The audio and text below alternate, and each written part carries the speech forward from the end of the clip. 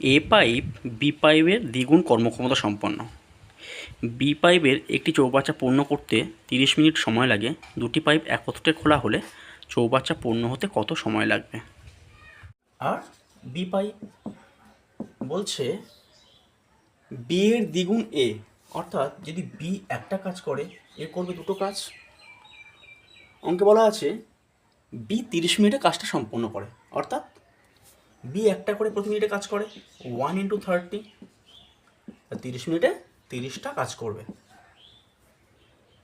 অর্থাৎ 30 লিটার জল ভর্তি করবে। চৌবাচ্চার টোটাল কোয়ান্টিটি কত? 30 লিটার। একত্রে কতক্ষণে চৌবাচ্চাটি পূর্ণ করবে? এ আর বি একত্রে পার মিনিট 3টে করে কাজ করে, তা 30টা কাজ করতে কত সময় লাগবে?